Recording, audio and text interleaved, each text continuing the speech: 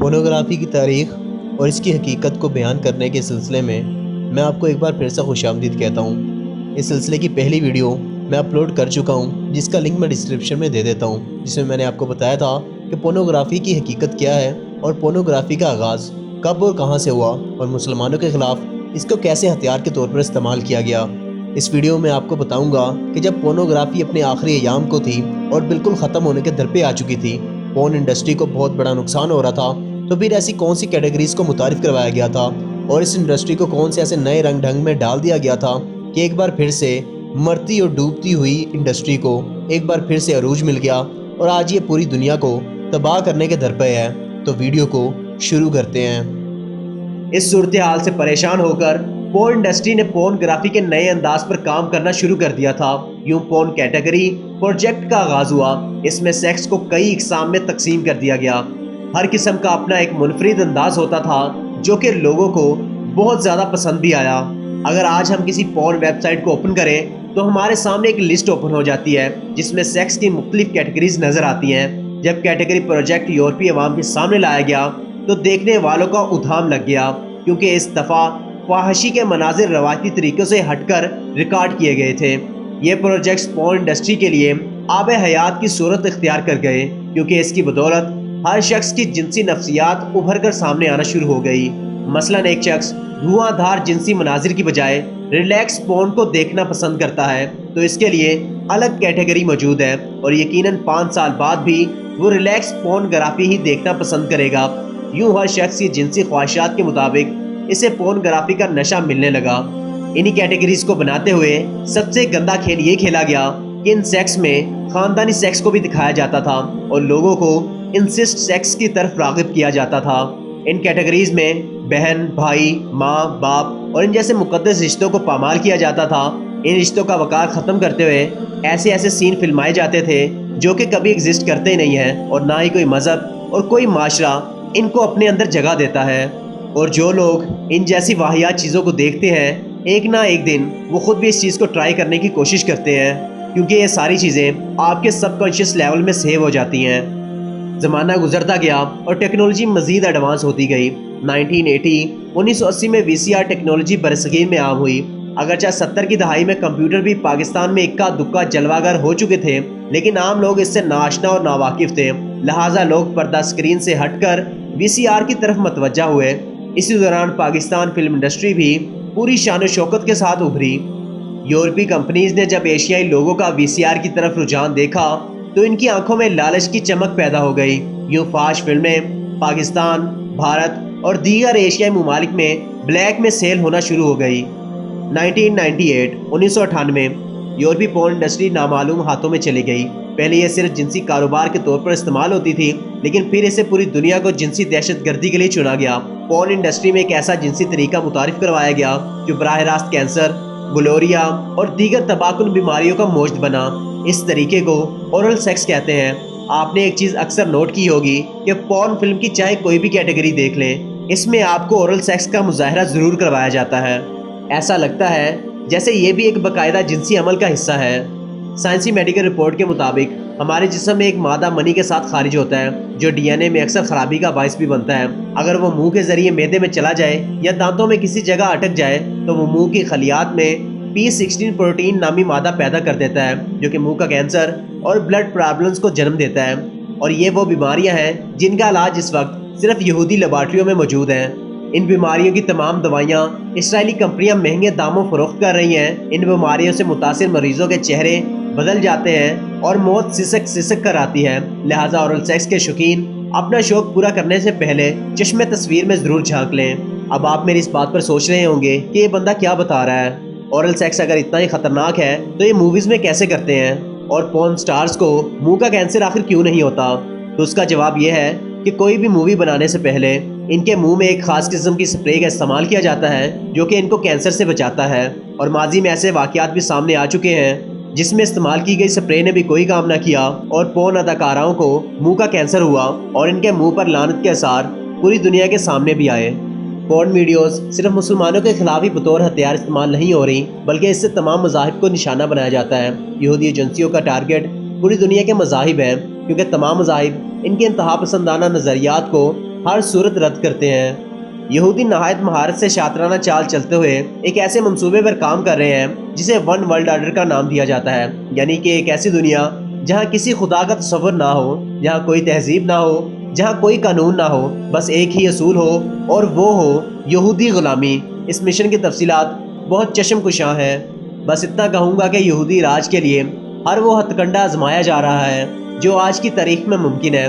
لوگوں کو ہر طرف سے جنسی نفسیات، سیاسی، سماجی اور مذہبی غرض ہر طرف سے پھنسایا جا رہا ہے، اور ہم لوگ بے خبری میں پھنسے چلے جا رہے ہیں۔ پورن ویڈیوز کو دیکھتے ہوئے آپ نے بہت بار یہ بھی نوٹس کیا ہوگا کہ ان میں نظر آنے والے لڑکے اور لڑکیوں کے جسموں پر مختلف قسم کے ٹیٹو بنے ہوتے ہیں جو کہ شیطان کے سمبل ہوتے ہیں، اور ان ٹیٹوز میں سے single I, mark of the best اور ٹرائی اینگل وغیرہ شامل ہیں۔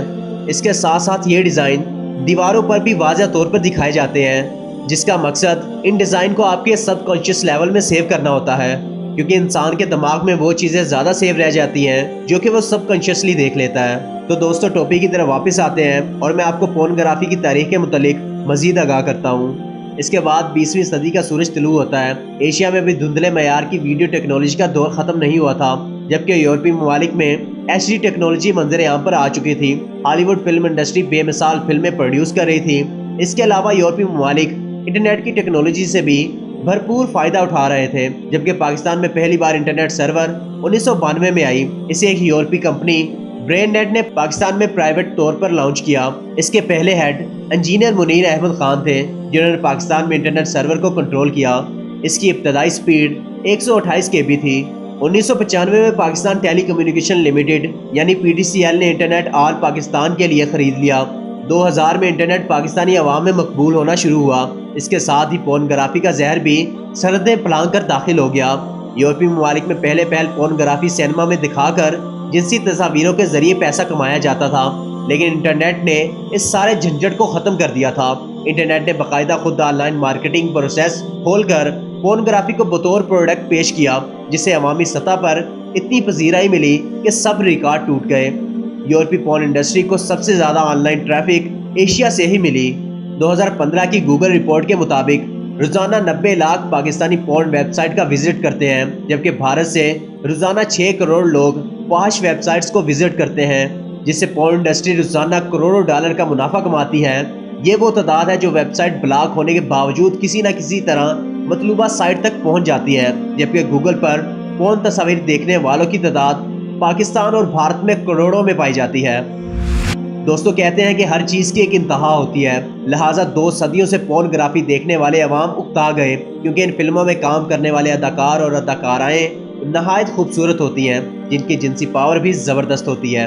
لیکن جب لوگ اس فعل کو حقیقت بنانے کی کوشش کرتے ہیں تو زیادہ تر انہیں اپنے پرانے ساتھی پر گزارا کرنا پڑتا ہے، جو عرصہ پہلے اپنی جنسی کشش کھو چکا ہوتا ہے۔ نفسیات کے اس دھارے نے پورن انڈسٹری مالکات کو ایک بار پھر سے ایک نئی سوچ میں لا کر کھڑا کر دیا۔ یوں 2014 میں ایک منفرد ٹیکنالوجی وجود میں آئی۔ اس ٹیکنالوجی کو سلیکون سیکس گرل کہتے ہیں۔ اس ٹیکنالوجی کی مدد سے سلیکون دھات سے ایک نہایت خوبصورت لڑکی کا وجود تراشا جاتا ہے، پھر اسے اس قدر حقیقی بنایا جاتا ہے کہ اصل وجود اور مجسمے میں کوئی فرق نظر نہیں آتا۔ ایسے لگتا ہے جیسے یہ ابھی بول اٹھے گی۔ اس کا جسم اتنا نرم و نازک اور ملائم ہوتا ہے کہ زندہ وجود کی نزاکت کو رد کر دیتا ہے۔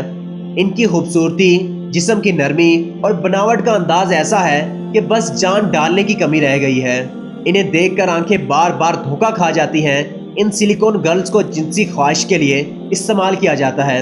ان کے مخصوص اعضاء میں ایسے مسالے استعمال کیے گئے ہیں کہ فحاشی کا سکون 3 گنا تک بڑھ جاتا ہے۔ اسی طرح خواتین کے لیے سلیکون بوائز کے نہایت خوبصورت مجسمے بنائے گئے ہیں۔ ان مجسموں کی ایک خاصیت یہ بھی ہے کہ آپ ان کی جسمانی لچک کو کسی بھی زاویے میں استعمال کر سکتے ہیں، لیکن جہاں یہ مجسمے آپ کی جنسی خواہشات کو پورا کر رہے ہیں، وہیں پر ان کے اندر بہت سے راز بھی چھپے ہیں جو کہ آپ کو بتائے نہیں جاتے۔ یہ مجسمے آپ کو مریض بنا سکتے ہیں، کیونکہ تمام سیکس میڈیسنز بھی انہی مجسموں کے خالق بنا رہے ہیں۔ ایک طرح سے یہ لوگ بیماری لگانے کے بھی پیسے لیتے ہیں، علاج کے نام پر آپ کو مستقل طور پر گاہک بھی بنا رہے ہیں اور آپ سے خوب پیسہ لوٹا جا رہا ہے۔ 2015 میں سلیکون مجسموں کو یورپی مارکیٹ میں لانچ کیا گیا۔ جیسے ہی یہ مجسمے مارکیٹ میں آئے تو خریداروں کے ہجوم لگ گئے۔ ان مجسموں کی بدولت مرد اور عورت کا باہمی جنسی تعلق کمزور پڑ گیا، جس سے شرح پیدائش میں واضح کمی بھی دیکھی گئی۔ اس کے ساتھ ورچوئل ریئلٹی ڈیوائسز نے رہی صحیح کسر بھی پوری کر دی۔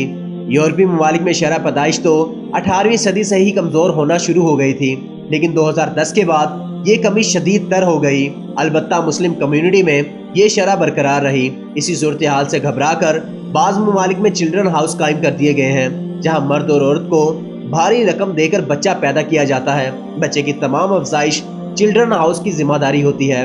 ہالینڈ میں بچے پیدا کرنے والی عورت کو $10,000 دیے جاتے ہیں۔